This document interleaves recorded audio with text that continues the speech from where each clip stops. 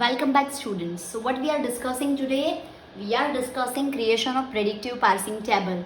Now what we have already discussed that top-down parsers can never work with left recursive grammar, and hence whenever a grammar is given to you for which you have to apply top-down parser, first thing that you have to perform is check whether any kind of left recursion is there or not.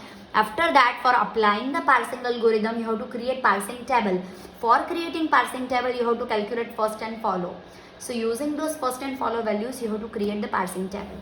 So we are going to discuss few examples where we'll be recalculating. We have done an ample amount of practice for calculating first and follow. Yet we are once again going to quickly calculate first and follow, and we'll be designing the predictive parsing table along with. So let me solve this example. Now see, this example is a little bit tricky. You can observe over here that there are certain symbols which are in capital. Let us say capital as capital over here and over here. But there is no rule which is deriving it. So what is the thumb rule? Thumb rule is all the symbols which you have on the left side of production, they are only going to be considered as non-terminals. Every other symbol you have, they are going to be considered as terminal. So begin is a terminal, small d is a terminal, semi is a terminal, end is a terminal, capital S is a terminal. Okay, so that is how we are going to process this grammar. So let me quickly calculate first for this. So first, no left recursion is there as we observe over here. So first of pre-ROG program is going to be, so if you observe, program is deriving a single rule, and the first symbol that you have over here is begin. So first of program is going to be begin only. Okay, simple. Now what is first of capital X? So if you observe over here, first of capital, there are two rules derivable by capital X. According to the first rule, first of capital X is going to be small d. According to the second rule, first of capital S is going to be S, where S is a terminal. Even though S is written as a capital letter, it is a terminal. Okay, be it very clear. Now first of capital Y, again Y is deriving two rules. If you consider the first rule, first of Y is going to be semi. If you are going to consider second rule, it is going to be epsilon. Okay, we will be quickly calculating the follows as well. Follow of program. So as it is a start symbol of the grammar, dollar by default as per the rule number 1 is going to be added. Then you have to observe program appears on the right hand side of any production. No. So no new symbol is going to be added. Now we are going to calculate follow of capital X. When we calculate follow of capital X, we have to observe whether X happens to be on right hand side of any production. So if you observe over here, there are two rules where we have X on the right hand side. So if you use this rule, then after X you have AND. It's a terminal. So follow of X is going to be AND. So as per that rule, E and D, AND is going to be the first symbol. If you consider the second rule, then follow of X is follow of X itself. So that is follow of X, a recursive definition. Hence we'll ignore this. So the only answer we have is E and D and. Follow of capital Y. So you have to observe capital Y occurs to be on right hand side of how many productions? It is over here and it is over here. If you consider this rule, follow of Y is going to be follow of X. Follow of X. If you consider this, follow of Y is going to be follow of Y itself. Again a recursive definition, so we'll ignore this. What is follow of X? It is E and D and simple. Right. How we are going to design the table now? As we have did earlier, all the non-terminals we have, they are going to be the rows. So I have a row called program, I have a row called X, I have a row called Y. Okay, so for the sake of clarity, instead of writing the right hand side of production, what I am going to do is, this is my rule number 1, this is my rule number 2, this is my rule number 3, rule number 4 and rule number 5. So I'm going to write the rule numbers inside the table on the right hand side. Whatever way you are comfortable, you can. Fine. Coming back to creation of the table. So these are the rows I have. How many columns I'm going to have? The first column is begin. Okay. The second terminal we have is small d. The third terminal we have is semi. The next terminal we have is AND. The next terminal we have is small d is already there, semi is already there. Okay, S, yes, S should be added. Y is a non-terminal, semi is there, S is there. Okay, everything is added. Dollar additionally should be added as the end marker. Extra terminal. How we are going to make entries now? As we have discussed earlier, when I am going to make the entry in the row of program, I have to observe what is first of program. What is first of program? Begin. So which column I am going to select? Begin. Which rule I am going to write over here? So program is actually deriving a single rule, so that only is going to be written in that row, whatever columns are selected. Here the single column is selected, so I am going to write over here R1. Simple. If I have to make the entry in the row of X, I have to observe first of X. What is first of X?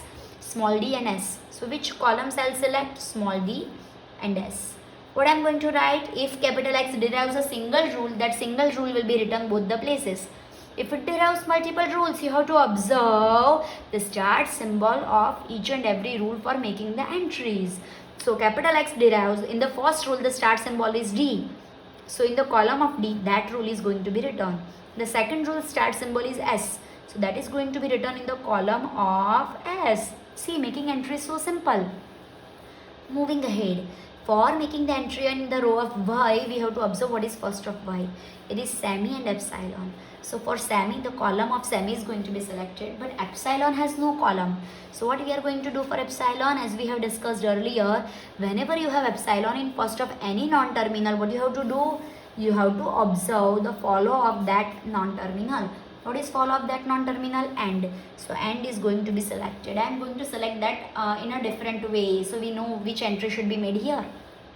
So because of epsilon, which cell is selected? The cell of the label AND. Let us go. How many rules Y is deriving? The first rule starts with semi. So R4 should be written in the column of semi. R4. R5 is Y derives epsilon. So epsilon should be written where? R5 should be written where? Because of epsilon, which column is selected? AND. So R5 should be written in this column of AND. So I will write R5 over here. See, it's so simple to create the predictive parsing table. Let's solve a few more examples so it will be more clear. Okay. One more example we are going to discuss here. Here say. Okay, let me see whether it is clear or not. Yes, it is clear now. Again, the first thing we are going to check is whether the given grammar is left recursive or not. I can observe over here it's a non-left recursive grammar. So quickly we are going to calculate first and follow. So first of capital S is going to be small q. First of capital A is going to be small a and b. First of capital B is going to be small a and epsilon. First of capital C is going to be small d and epsilon. First of capital D is going to be C and epsilon. See, it's so simple. Okay. Now we are going to calculate follow for the same. So what is going to be follow of capital S? As S is the start symbol, by default dollar is going to be there. You have to observe S is over there in any of the production on right hand side? No. So only dollar is going to be there on the right side. Moving ahead, follow of capital A. What is follow of capital A? It is B. So first of capital B. What is first of capital B? A and epsilon, right? So if you replace capital B by epsilon, what is going to happen? If you replace B by epsilon, this is going to happen. That after A, see, this is rule number 3 of calculating first. After A, what you have? After A, you have is a C. Are you getting this? Yes. So what happens over here? First of capital B is small a and epsilon. Okay, so small a is written as it is Now if you replace B by epsilon, who is going to follow A? Capital C is going to follow A, right? So that is going to be first of capital C. So this is A, and okay, this is replaced by epsilon. So first of capital C, what is first of capital C? B and epsilon. So again B is going to be there, and if you replace B and C both by epsilon, okay, then who is going to follow A? Follow of A is going to be follow of S. Follow of S, right? So this is going to be A, B, and what is follow of S? Dollar. See, it's simple. What you have to just do is epsilon cannot be returned in follow. So wherever epsilon occurs in the first, you have to replace that by epsilon. So you get to know after A who comes. After A comes C. If C is also epsilon, then after A you have nothing. So follow of S will be there. Okay, so we'll move ahead. What is follow of capital B? Follow of capital B is first of C. First of capital C. What is first of capital C? It is small b and epsilon. Okay. If you replace C by epsilon, who is following B? After B you have nothing. So follow of B is going to be follow of S. Follow of capital S. So this is small b and dollar. So answer is going to be B and dollar. Simple. Follow of capital C. So after C actually you have nothing. So follow of C is follow of capital S, that is dollar. Fine. Now last non-terminal, follow of capital D. So that happens to be over here, nowhere else. So follow of D, after D you have nothing. So follow of D is follow of A. So that is follow of capital A. And what is follow of capital A? It is A, B and dollar. So this is how we have calculated values. Now we are going to create the predictive parsing table. So how many rows we are going to have and how many columns we are going to have? As many non-terminals we have, that is we are going to have a column for S, we are going to have a column for capital A, we are going to have a column for capital B, C and D. Okay, fine. Now how many columns we are going to have? As many terminals we have, that many columns we are going to create. The first terminal we have is Q, the second is A, the next is B, the next is A, B and the last one is C. And by default which terminal we are going to add? That is dollar. Okay, so these are the values, columns we are going to make the values. Now let me label the rules. This is rule number 1, this is rule number 2, rule number 3, rule number 4, rule number 5, rule number 6, rule number 7, rule number 8 and rule number 9. Mind well, you may write rule number or you may directly write the rule as well, whatever way you are comfortable with.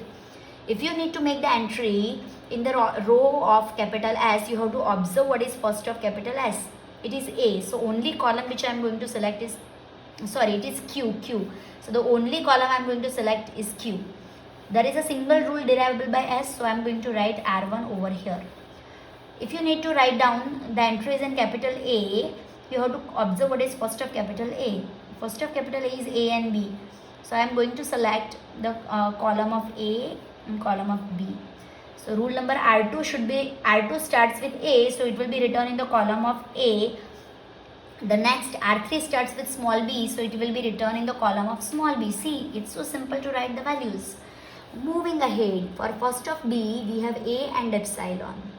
So I am going to select the row of A, column of A, and as we have epsilon in first of B, we are going to observe what is follow of B. I repeat, as we have epsilon in B and epsilon don't have any column, we have to see what is follow of B. Follow of B is B and epsilon, B and dollar. So the column I am going to select is B and dollar. I have marked it differently because we have to identify these two columns are selected because of epsilon. Now let us see how many rules capital B derives. It derives only two rules, R4 and R5. R4 starts with small a, hence I am going to write R4 in the column of small a. Now R5 is epsilon. B derives epsilon. So where it should be written? Because of epsilon, how many columns have been selected? 2. So the rule of epsilon should be written where? In 2 columns. So I am going to write R5 here also and R5 here also. Moving ahead, C. For making the entry in the row of C, I have to observe what is first of C. It is B and epsilon. So I am going to select the row of B, column of B, and because first of C contains epsilon, I have to observe what is follow of C. Follow of C is nothing but dollar. Okay, so which column I am going to select? Dollar. I am again labeling it differently so we can identify it is added because of epsilon. How many rules are derivable from capital C? There are 2 rules, R6 and R7. How to make entry? R6 starts with small b. So R6 should be written in which column? Small b. So I am going to write here R6. R7 is epsilon. Because of epsilon, which column is selected? Dollar. So I am going to write over here R7. See, the making entry is so simple. Moving ahead, for capital D, I have to observe what is first of capital D. So I am going to select small c. And as it contains epsilon, I have to move and check what is the value of follow of D. Follow of D is A, B and dollar. So I am going to select A also, B also and dollar also. But these 3 values are because of epsilon that I have to remind myself. Now, how many rules D derives? C and epsilon. So the rule R8 starts with small c. So it should be written, R8 should be written in a single column which is labeled by small c. Okay, the next rule is R9, that is D derives epsilon. Where all places it should be written? Because of epsilon, which all columns have been selected? A, B and dollar. So the rule of epsilon should be written where? In A, in B and in dollar. See, the making entry is simple. So this is how we make entry in predictive parsing table. Okay, so this is all about creating the entries in the predictive parsing table. We will be discussing few more examples as we have to discuss ambiguity in the grammar, that is having multiple rules in the same table, so that we can check whether the given grammar is LL1 grammar or not. So such examples where multiple rules will be there in the single cell. Right now we don't have any cell available here. So such examples will be discussing in the coming lecture. So keep watching, stay healthy and happy. Thank you.